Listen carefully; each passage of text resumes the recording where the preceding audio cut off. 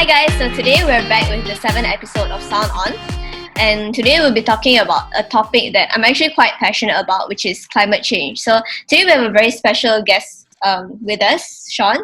So fun fact, the first time Chris and I met Sean was like 30 minutes ago, virtually. So I actually recently came across this page called Kitar.co, and I found the page really interesting, and it has to do with living sustainably and climate change. And I immediately reached out to them because I found what they do is really inspiring. So, Sean, do you want to start off by telling us a bit about yourself and about Kitar? Like, what inspired you and your team to start this project? So, hi everyone. My name is Sean. I'm a Malaysian. I'm 26 this year. I am an industrial and systems engineer by profession, but I'm also the co-founder of Kitar with my girlfriend. Kitar is a community, first and foremost.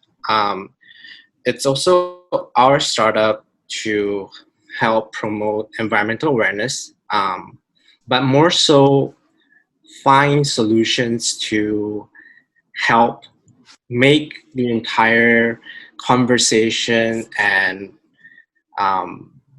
accessibility towards talking and doing something about the environment wider and easier for young Malaysians or just young people anywhere.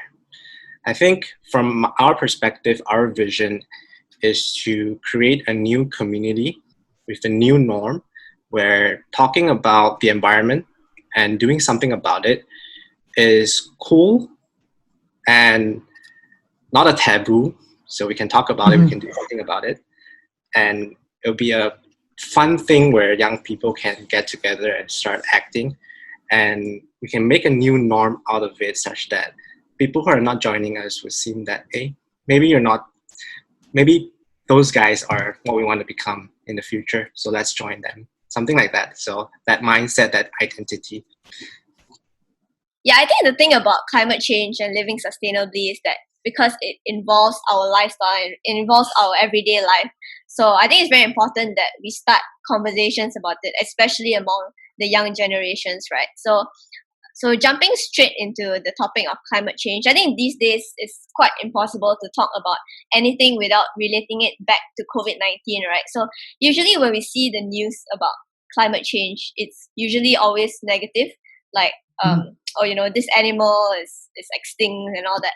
But then when it came to the pandemic, it was actually very refreshing to see positive news about the environment. So which makes me bring Chris into the conversation. So what do you make out of this situation, and do you think that these positive effects from COVID-19 will last?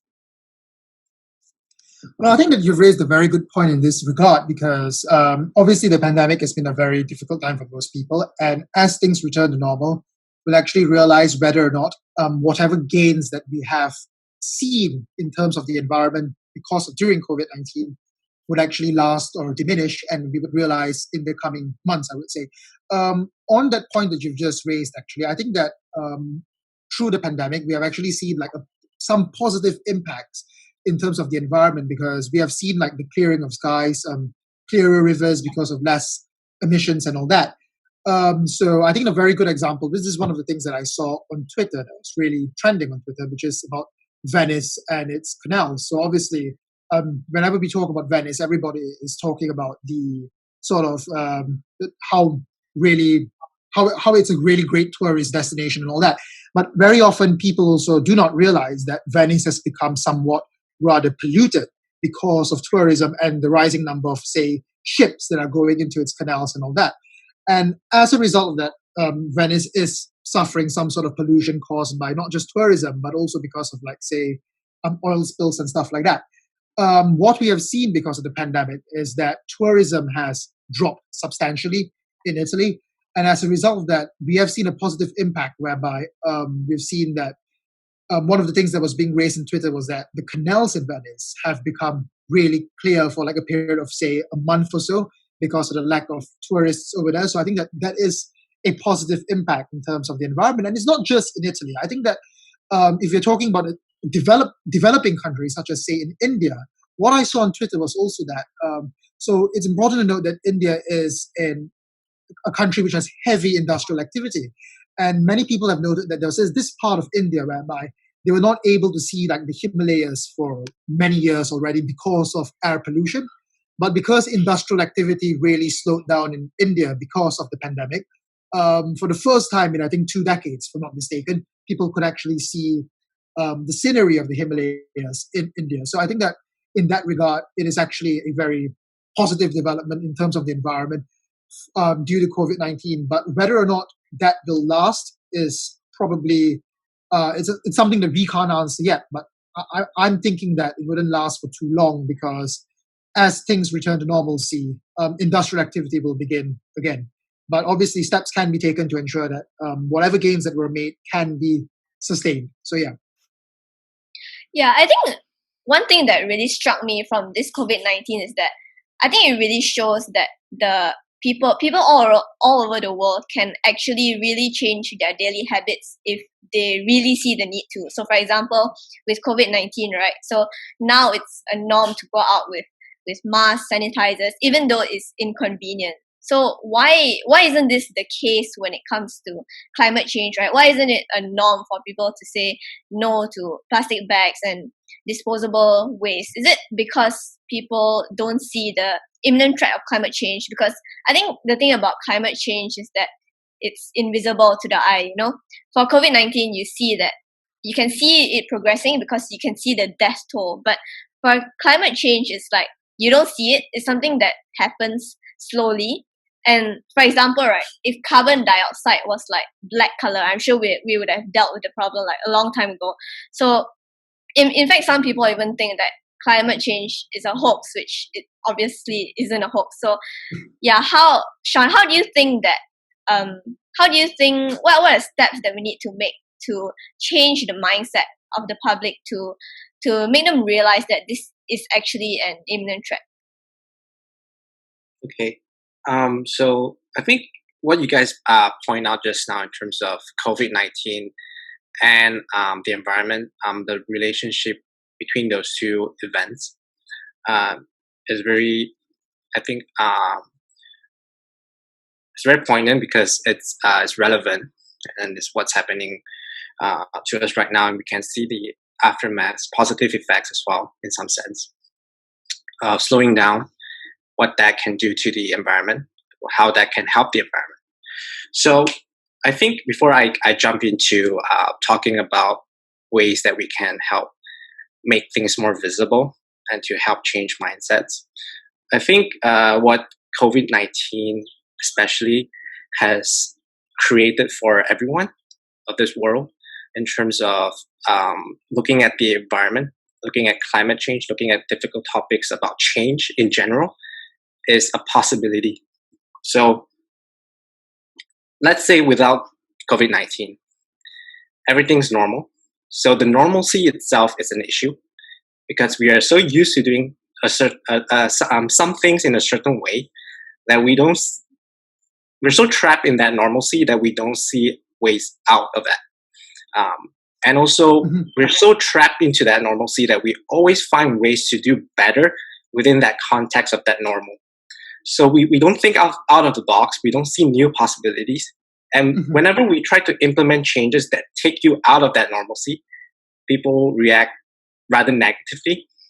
So I think I would say it's positive, but one outcome that COVID-19 has brought to us is a sense of possibility. We are forced to break out from our normal lives, our normal routines, our normal way of doing things. And we enter a new age where everything is new, abnormal. And plus, the effects of that unintended abnormalcy resulted in, like what you mentioned, clearer Venice canals. You can see the Himalayas from India and many other positive in terms of the environment, air pollution reduced. Even in Malaysia, you could sense that new, fresher beginning in a sense in terms of the environment. Yeah. But the debate between all of this COVID-19, climate change, and what we're seeing in terms of the benefits that we are putting it in a sense is ultimately comes from a lack of economic progression. So we are actually halting, sacrificing economic growth to create that better outcome from the environmental perspective. So this is a very old problem. This is where how the entire debate of climate change begins, right? Is the debate between economic progression versus protecting the environment, helping the environment, reducing, slowing down climate change. But this is a debate. You can't have one without the other, and vice versa. So we need to realize that this is the truth. We can't change this fact. Okay? But however, COVID-19 has come just at the right moment where possibilities could happen and change could happen from an economic standpoint. So you mentioned that clearer environments, better environment conditions come from a lack of tourism, lack of industrialization, and so on, which is true. But that possibility doesn't mean that new state doesn't mean that we cannot sustain it moving forward. Rather, it shows us that it is possible. This state is possible. We can attain this state while maintaining economic progression by changing not the state of the better environment, but rather changing our mindset towards how we run our economy. So terms like green economy has shown up recently in terms of how we can greenify our ways of doing things inherently. So COVID-19 is actually a good opportunity in a sense to restart and rethink our entire ways of doing things. And also it shows us that change can happen, even though forcefully, but the benefits of change is there for you to see right now. And it's a matter of whether you want to change or not for now. And then that possibility leads to the next step, which is how can we drill down to that new mindset of this possibility. So I think most importantly, from my perspective, is that we need to first be able to see that possibility. If you cannot see that possibility, there's no point in talking about anything. Yeah. If you are so eager to go back to the normal, that pre-COVID-19 normal, the way we are doing things then there's no point in talking about mindsets or change and whatnot. Yeah. That's you'll not be contributing anything new, and you'll be going back to the old ways of doing things. So to set up a mindset, first and foremost, I think everyone, not just the government, but most importantly, ourselves, we have to see that possibility. And I think COVID-19 has brought this present for us. That possibility, that evidence that if we do things differently, the environment will respond positively as well. And that doesn't mean that we have to sacrifice economic progression. That means that we have an opportunity and a possibility to do things better from an economic standpoint, to maintain and sustain, to even better this current environmental state. So that's, to me, that mindset, we need to spark that possibility in people.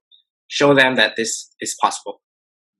Yeah, I think that you've actually raised a very good point over there about how basically this pandemic, whilst it's been really bad economically, but it has also given us the opportunity basically to think about new ways in which we can actually live. So I think that in many developed countries, for example, like say in the Western world, I think that even pre-COVID-19, the governments over there have actually seen the importance of actually having a green energy and all that. They've actually focused a lot of resources into that. But I think that what you're saying is actually that because of COVID-19, it's actually kind of like made it not just something that governments are focused on, but also where individuals, ordinary people can actually see how, why things have to change. So this leads us to another question that I'd like to ask you then, Sean.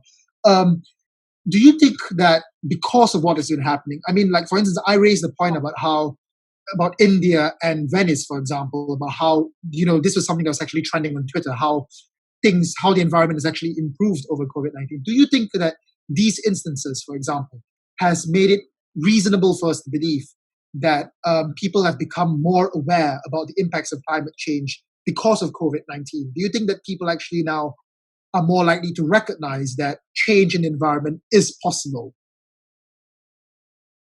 That's a very good question. My answer is no. No. So to put it in another perspective, COVID-19 has also brought up another priority, which not this is not between the economic progression and environmental debate right now. So this is between the pandemic itself and environmental change. So this is the debate between these two topics right now. So let's take a look at these two topics. So given the pandemic, which is still raging on right now worldwide, but thankfully Malaysia is better right now. I hope it continues to be better. But yeah, given the ongoing pandemic, so this actually has an effect on people. Yes, environmental positivity is one rather unintended outcome. Okay. Take note that I mentioned unintended. We did not intend this to happen. This just happened because of the sub effects of not doing anything. So from a human and a regular citizen perspective, my question to you is, would you sacrifice safety and convenience to go out and bring your, okay, let's say you want to go and order food, right? You want to tap out, okay? So you know that you order delivery through Grab or whatever. Yep. They'll come in plastics, right? They'll come in a plastic bag. They'll come in containers prepared by the restaurant. Now that's the norm here. So would you sacrifice that convenience and that safety of not going out to go out, bring your own Tupperware and order for yourself, given that you know that the pandemic is going on right now in the background? Most people wouldn't sacrifice that safety and convenience, because safety and convenience is more important than talking about climate change, doing things about the environment, or being sustainable any time of the day. I'm pretty sure you ask me, I would say the same. I wouldn't sacrifice my own safety just for the sake of saving or reducing one plastic. Okay, so this mindset is not to say it's bad. It's just natural given the state of the situation. So multiply that mindset, that same logic to everyone in the whole world. So even though there are a few of those that still prioritize sustainability, if the whole world prioritizes their own safety and convenience, then there's no point in talking about sustainability or environmental awareness and whatnot in this state, in this point in time, right? So if you ask me, is COVID-19 helping people change? No. Rather, it's the other way around.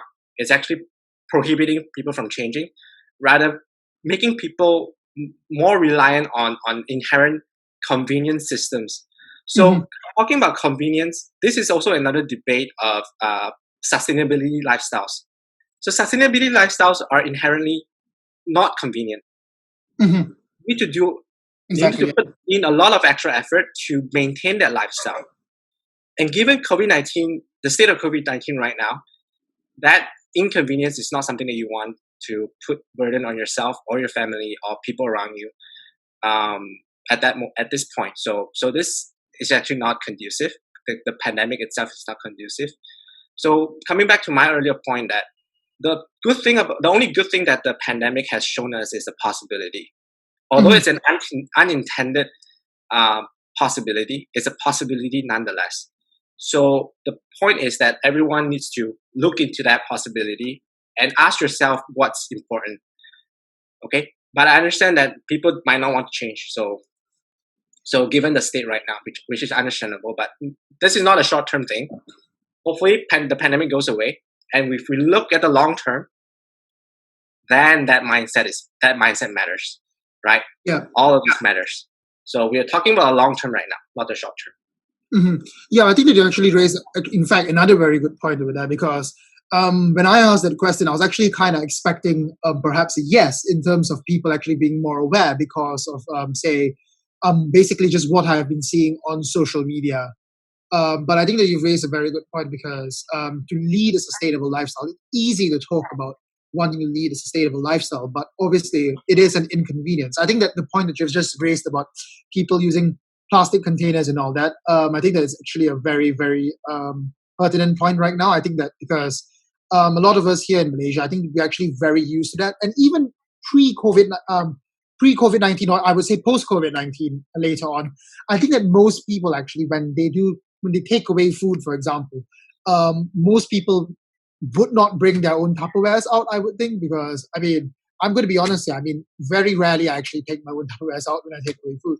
So I think that you actually raised a good point in the sense that what I've derived from what you've actually said is basically that whilst people can be more aware of things because of the pandemic, aware of like more environmental impacts and this and that, a lot of people would find it difficult to actually commit a lifestyle of a sustainable lifestyle, basically.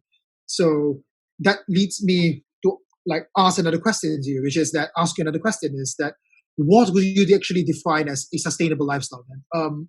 But because I think that's quite a broad term.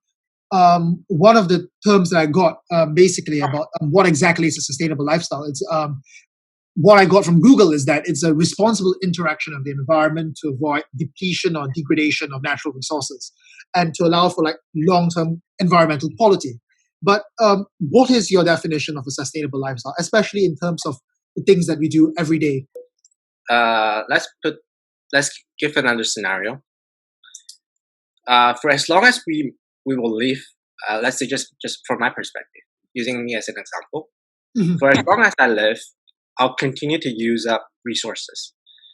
I won't be able to live without electricity. I won't be able to live without food. I won't be able to not create carbon because when I breathe out carbon. Yeah. I won't be able to live without modern amenities, internet, Netflix. I love Netflix, by the way. My computer, my car. I need my car to travel. What else? So I want to be a dad someday. So I might have my future generations. So they're going to be using up resources in our world in the future. So to put it bluntly, there's no optimal sustainable lifestyle that we can think of because no matter how we put it, as long as we live on this world, we will be using up resources one way or another. Okay, so I think the optimal sustainable lifestyle is to not exist. For humans not to exist. If we are all not part of this world anymore, then the world will thrive without us. It would not miss us more than we will miss it, right? Yeah. So actually the problem is on us just purely for existing and for wanting more comfort, wanting more benefits for ourselves, for living on this planet, and wanting more for our future generations. And that's not wrong. That's logical. That's natural. We all want the best for ourselves and our future generations. That's why we work, we earn money, we develop. So to answer your question bluntly, no, there's no optimal sustainable lifestyles. We can't achieve that. It's impossible unless we all cease to exist. Yeah. But to put it another way, so what's actually sustainability? Sustainability is not a lifestyle or something that you do. Okay. Being sustainable just means you sustain something. So you keep it, you do it for a longer period of time. Right? Sustainable just means you prolong your whatever you are doing, your action, what you're building. So you want a sustainable house. That means that you want that house to last longer, right? You want it to sustain. Okay. So you want a sustainable lifestyle. What does that mean? So a sustainable lifestyle just means that you want to be able to sustain yourself longer. Right? You want to be able to sustain your future longer. Okay. You want to be able to sustain your world longer. So you want to live longer, right? So So, and in a sense, given that we know that there's no optimal, we always use up resources. But one thing to think about is that we can actually, there's no perfect sustainability, but we can be more sustainable. Okay, we can be more sustainable, and that sustainable, those actions that can lead us to more sustainable outcomes or futures, such as green economy, more sustainable fashion, things like that, all comes from within. To make sure that the sustainable actions can happen, we first need to have a sustainable mindset. So you need to be able to sustain yourself in here, telling yourself you need to sustain what you're doing for the long term in order to see the long-term benefits of sustainability. If you tell yourself you want to be sustainable, but you can't sustain up here, there's no point in talking about sustainability, because you can't sustain what you're planning to sustain in the first place, because you can't sustain yourself. So I think this mindset can be extrapolated to our government, our corporate companies, our schools, our families, ourselves, our friends. So to talk about sustainability, we need to have that sustainable mindset to believe in the possibility that we can do this long term, and the possibility that we not the possibility, but the mindset that we need to do this long term. So we need to be able to sustain that mindset first and foremost before we can sustain our actions. If not, if you can't sustain your mindset, then all the things that we're talking about is moot, because you won't last longer than what you're doing right now to see the effects of sustainability. Yep. And if everyone do it, then it might make some sort of impact, not a perfect impact, not a cease of existence impact, but some sort of impact. So that's something that we always just wanted, some sort of impact. It's better than now, then it's okay. If we can revert it, that's even better. Okay. Yeah, I think that one thing that I noticed throughout my journey of trying to be more sustainable, right? I felt like climate change is inevitable, that there are so many aspects of the environment that we need to take care of. For example, there's water shortage, there's loss of biodiversity, there's waste problems. So for me, like, I feel like when I'm doing something positive for one part of the environment, I feel like I'm damaging the environment in another part. For example, like when I'm washing my takeaway plastic containers to recycle it, then I'm like, oh, aren't I like wasting water? So it's like counterproductive. So what I think there's this very famous quote online that says that we don't need a handful of people doing zero waste perfectly, but we need millions of people doing it imperfectly. Like what Sean said just now, I think what is most important is that you change your own mindset, and as a part of the society, you need to know your role in obtaining this sustainable lifestyle. So talking about implementing the sustainable lifestyle into our everyday life, right? I think governments play quite an important role in this, because it involves creating a system around our society that enable us to easily achieve this sustainable lifestyle. For example, I think there's this mindset that the sustainable lifestyle is achievable only for the privileged, because, for example, when we compare processed food to organic food is obviously a lot more expensive. So I think that putting the government into picture, right? They have a very important role in implementing tax reforms and about where they want to implement, where they want to subsidize which parts of the industry. So Chris, as a politics student, what do you think about this? I think that you've actually raised another good point with about the role of governments in creating a sustainable lifestyle. So I think that because government is basically like the single kind of like source of authority over the people, and they have the power to basically implement change if they so desire. So if, for instance, a government decides that, having a sustainable lifestyle should be a priority, how do they actually ensure that people actually do take up a sustainable lifestyle? So obviously, I think that we have come to the agreement that most people, that some people at least, do think that a sustainable lifestyle is something that they should implement, that they should sort of like subscribe to on their own accord. So they would take initiatives on their own to lead a sustainable lifestyle, i.e., they could choose to buy organic food on their own, for example. But if a government feels that in order to have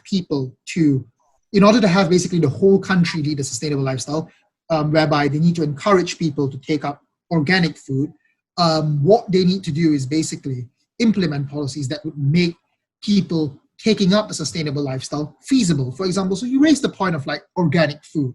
So what can a government do in terms of ensuring that more people would purchase organic food in order to lead a sustainable lifestyle? What governments can do is basically, provide more subsidies for organic farming rather than the usual, the common dairy and meat industry. Because by providing more subsidies for organic farming, this actually incentivizes, for example, domestic farmers to actually start doing organic farming.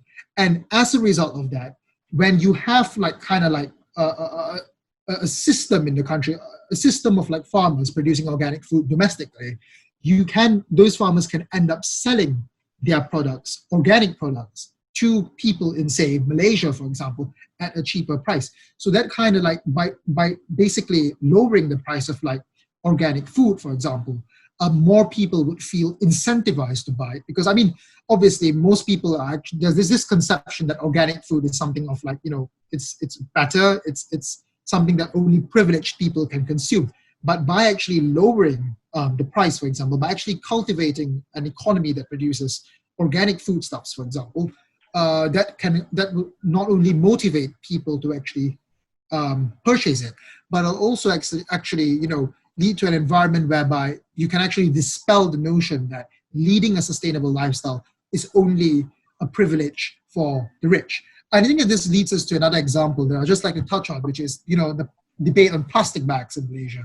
I think that I'm not sure in Malaysia, like certain states have actually long implemented policies that basically discourage people from from using plastic bags, for example. But during the implementation period of that, there are many people who actually complain or voice concerns that, banning the use of plastic bags is actually very detrimental to us, especially people from the lower income groups and even the middle class people, because, for example, those doing businesses in the lower income groups, for example, rely heavily on, say, polystyrene and plastic bags in their businesses. In fact, and a lot of normal people, ordinary people conduct like shopping using plastic bags and all that. So that was a huge concern with regard for many people. But what can a government do in order to basically alleviate those concerns is that, they should incentivize people by saying, at the early stages of the implementation of banning plastic bags, they could perhaps give out reusable bags, organic bags, and sell it at a cheaper price. I think that right now you can get like reusable bags for like 150, I think, for RM1.50. So like those are incentives that governments can take in order to lead, in order to basically motivate people to lead a sustainable lifestyle. So I think that in this regard, I personally feel that in a country like Malaysia, we need like a top-down approach in order to basically motivate people to lead a sustainable lifestyle. Yeah, I think when we're talking about the government, it's quite timely to bring in the role of education as well. And for me, from my personal experience from a government school, right, it has already been implemented into the Malaysian education system, but it's, at the end of every chapter that no one basically looks at, because that it's not going to be tested in the exams.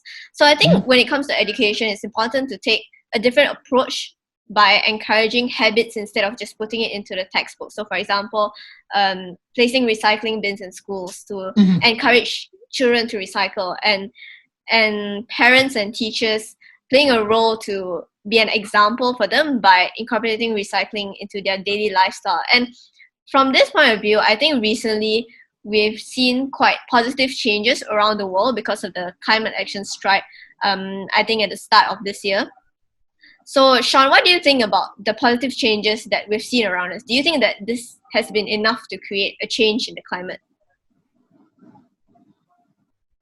So I think coming back to Chris's point on governmental role, and I'll touch on the positive effects as well as from a systematic change point of view later.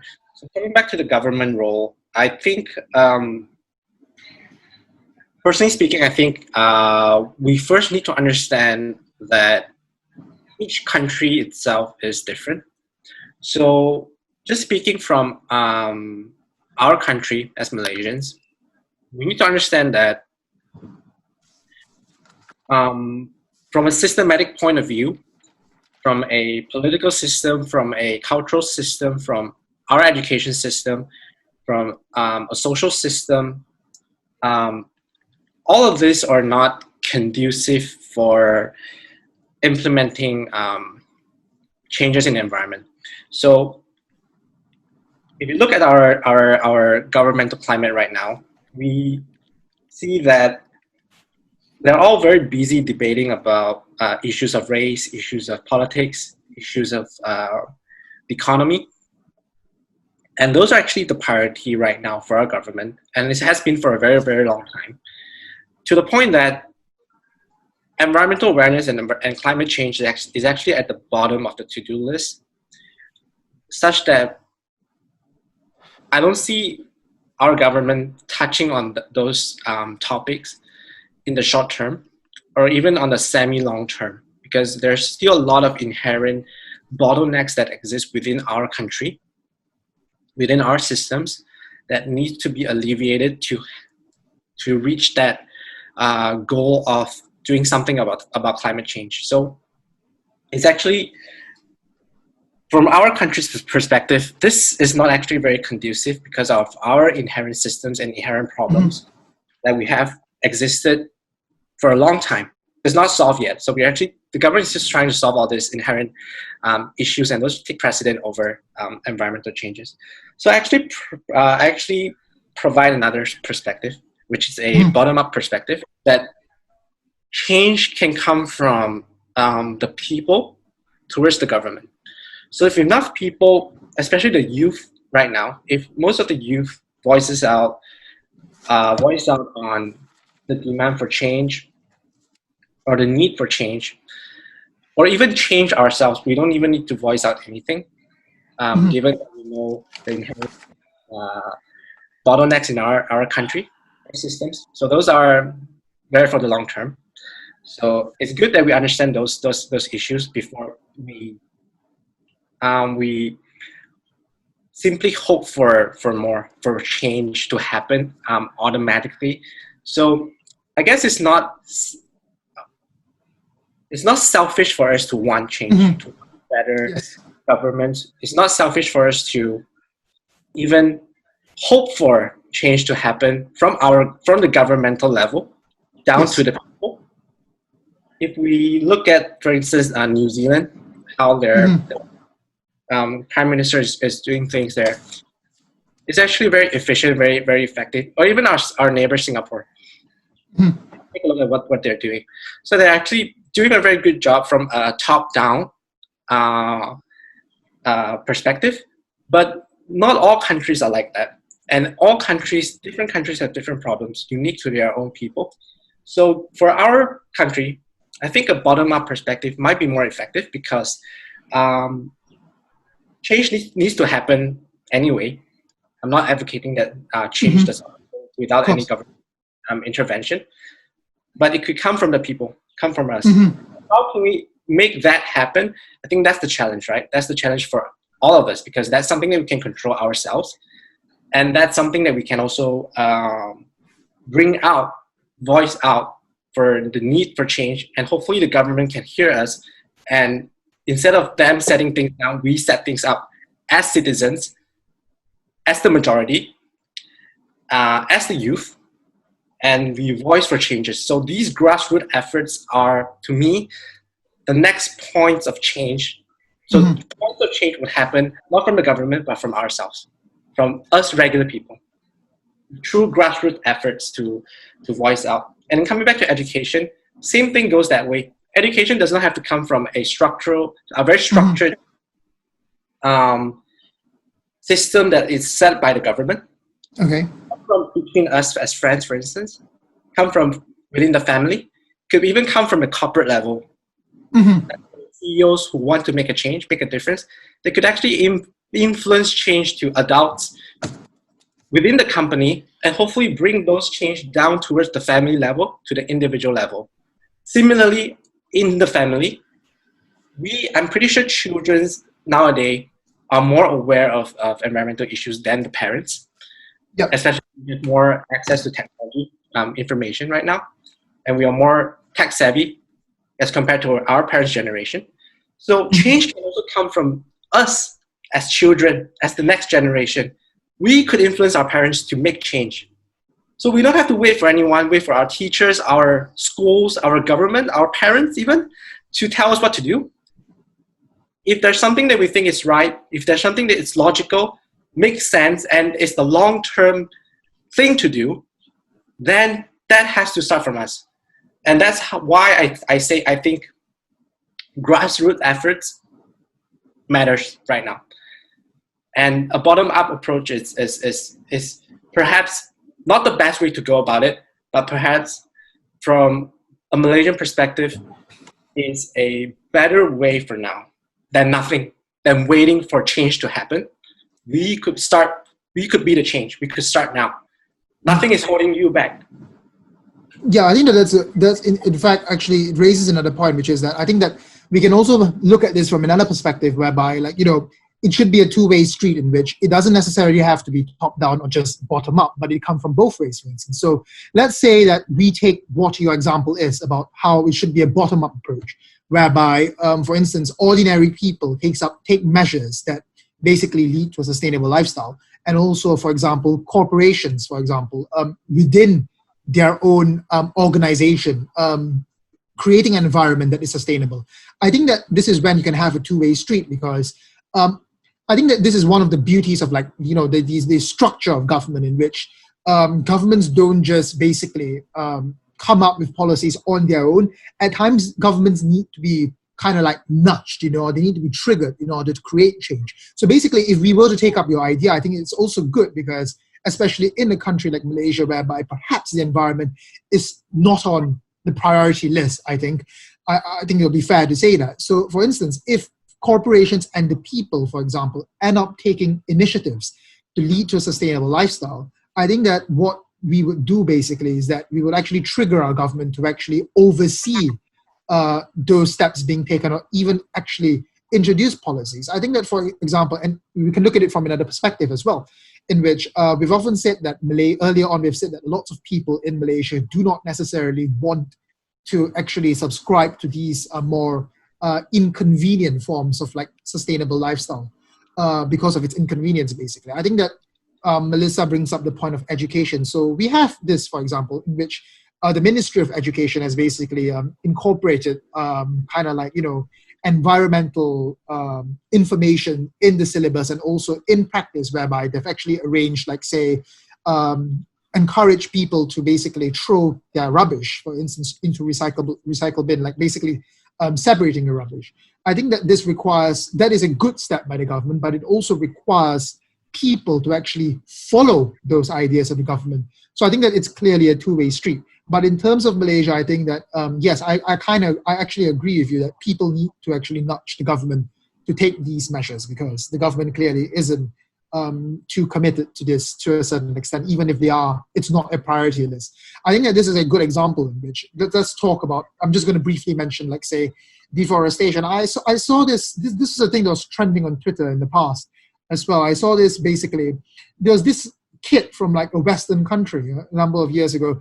He wrote a letter to Tun Mahathir, who was prime minister during his first tenure, basically from in the 1980s to the 2000s, in which this kid basically wrote to Mahathir saying that I basically, the core of it is that I'm concerned about deforestation in Malaysia because I want to be able to see wildlife in Malaysia, for example. That's what the kid said. And the Prime Minister responded by saying that, while Malaysia has lots of forests left, so the environment is not particularly an issue in Malaysia, the Prime Minister also said that, he said that basically, who is the West to basically tell us that we can conduct deforestation, for example, because a developing country like Malaysia needs to develop. So that is a fair point. But that also kind of like shows us how the environment perhaps is not on the priority list for many developing countries, because they see that they need to develop whatever the cost is. So that shows us that to a certain extent, our government and many governments in developing countries might not be too happy to hear arguments that we are damaging the environment because of our development methods. So I do think that your point is fair, that people need to be the drivers of change in these situations. And I don't think that it's a zero-sum game. I think that development can come hand in hand with a sustainable lifestyle. So yeah. Yeah, I think it takes a certain amount of selflessness to be able to care for the environment, right? Because it's very easy to make a choice that benefits yourself instead of something that benefits the environment, which in turn affects the whole planet. And because it's different when it comes to COVID, because your actions directly affect your own health. You know, if you go out without a mask, you get the virus, for example. But when it's climate change, it's different because it affects everyone and it doesn't directly affect you. Especially for the older generation, I think when they make a choice to care for the environment, they're actually not doing it for themselves, but they're doing it for the future generation. And so I think being environmentally conscious is not easy. It takes the extra step. You know, maybe it's taking the effort to refuse a straw that has already been automatically given to you, or to carry, you know, containers in your bag. But it's like, so it's inconvenient and it's not easy, but it's important for people to know that these steps are worth it. And also one thing that I like to point out is that I think it's very important for people to consume mindfully and be very intentional about what we buy. So for example, there was this period of time where buying metal straws was like the fad, you know, everyone was buying metal straws. But then because they want to care for the environment, but then what happens is that they buy a metal straw, they have 10 metal straws at home, but they don't take the effort to refuse a plastic straw, which in turn, you know, is even worse for the environment, because now there are so many metal straws that are even harder to produce, even harder to decompose. So I think it's all about the mindset, like Sean said just now, and about knowing that whatever you do makes a difference. So Chris, do you want to like wrap up the session? Yes, I think that basically we can wrap this session up by basically stating that on the question of is climate change inevitable, I think that whilst to a certain extent at the rate we are going, it is inevitable in the sense that climate change is something that is happening already. I think that we can actually, as individuals, take initiatives to slow that process down. And I think that so what needs to be done is that governments, for example, need to basically take initiatives to ensure that, to motivate citizens to take up a sustainable lifestyle in order to ensure that climate change does not become something that will actually mean the end of us. But I think that, as Sean has basically pointed out, as a whole, it actually comes down to all of us as individuals. I think that we as individuals need to take initiatives to lead a sustainable lifestyles, because especially in countries in which governments are not taking enough measures, because we are the ones that can basically, to put it in very simple terms, we are the ones who are responsible for our own lives and the lives of the future generation. And it is for us to actually create that change right now. So in terms of like, is climate change inevitable? If we would like to take a more positive aspect, perhaps we can stop it, or we can slow the process down.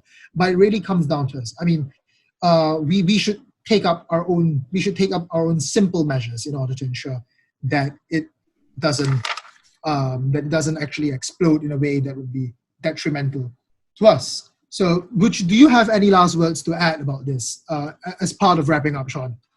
Yeah. So I'll leave this with everyone. I always remind myself. So this idea that I think is applicable to everyone. We all have an identity, and no matter who you are, what your background is, we all, as long as we are living, we have an identity. So this identity is something that we can all control. To a sense, we can all control. And we can control what we do, what we think, and how we go about our immediate future. So our next steps. So to put the entire very complex, very big problem of climate change, environmental issues, and so on, or just change the problem of change in general, let's strip all that away for now. Let's just focus on something that we can all control, which is ourselves. Okay, so the next time you want to do something, I think you could easily choose to do something. Choose what you want to do. Choose how you want to think. Choose the mindset that dictates your daily life. And choose the mindset that can sustain you for the long term. So I don't really have any particular ways that we can all implement to improve the environment, because that's very subjective. And I'm not perfect as well. We're not all perfect. And it's okay to not be that sustainable individual all the time. That's not the point. I think the point is just to understand that you have the capabilities to make a change. And as long as for every decision that you make has a benefit for others, then just make that choice. And leave yourself with this mindset. Am I leaving this world in a better place than I first arrived in it? If that choice that you make improve just anything, no matter how big or small, if it improves someone, improves the environment, improves the situation that you're in, no matter what, how hard or how difficult that situation may be, if it leaves someone something or somewhere better than you found it, then you should just do it. And if everyone can just do something, a small thing beyond themselves to benefit someone or something or somewhere, and I think slowly we will get there. I'm not sure how long, but we will get there. And it's important to keep that possibility in mind, that when we do something, then there's a possibility. If we stay put, there's no possibility whatsoever. Exactly. That is a great point to wrap up this session, because I think that basically as citizens, we can do a lot. Whilst governments can basically, and the international community, but basically sign up to things in order to stop climate change, such as the Paris Climate Agreement, for example. Those agreements and those initiatives will only work if corporations and also, in particular, individuals take measures that take initiatives in order to make sure that we leave the world in a better place than we found it, or at least not in a more detrimental state than we found it. So I think that is a very, very excellent way to wrap up our session, which is that, everything that we do in this world, whatever that we want, whatever change we want to achieve in this world actually depends on the steps that we take. So to end this, I would just like to say thank you to Sean from KIDAR for joining us today. Thank you very much. Thank you, guys.